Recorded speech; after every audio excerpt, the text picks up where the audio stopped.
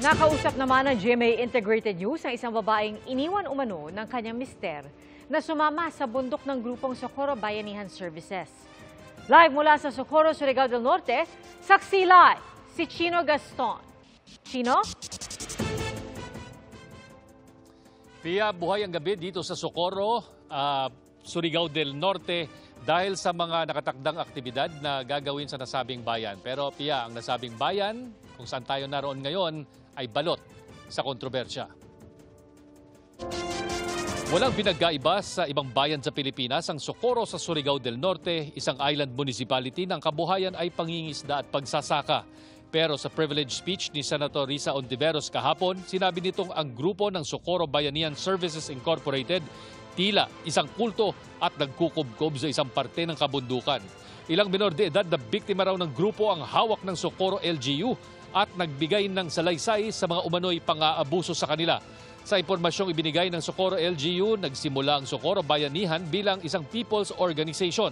Pero matapos ang malakas na lindol noong February 8, 2019, marami ang mga taga-Socorro ang tumugon sa panawagan ng grupo na manirahan sa bundok.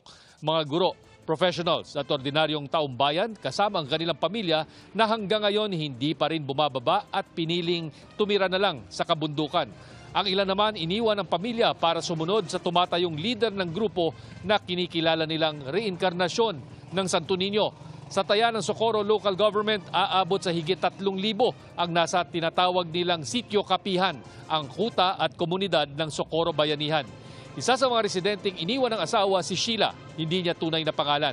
Bagamat nagte-text pa rin naman daw paminsan-minsan ng asawa, wala na raw itong balak bumaba ng bundok. Abril ng taong ito binuo ang Socorro Task Force Kapihan para hanapan ng solusyon ang mga daing ng mga biktima ng grupo, kabilang na mga naiwang asawa ng mga umano'y at ang mga naumano'y naabusong miyembro at banta sa seguridad ng sinasabing armadong pangkat ng SBSI. Narito po ang pahayag. Pinaniwalaan nila na magugunaw daw yung mundo. Kung hindi daw pupunta doon, hindi makakasama sa langit. Ang hirap ipagpatuloy ng walang asawa pero kailangan naming lumaban.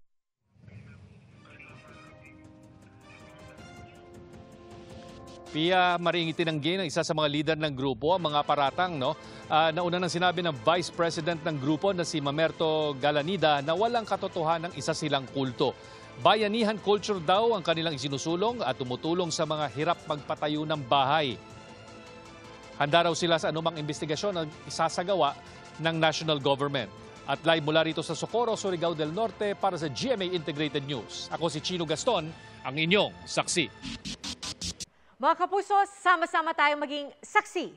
Mag-subscribe sa GMA Integrated News sa YouTube. Para sa mga kapuso abroad, samahan niyo kami sa GMA Pinoy TV at sa www.gmanews.tv.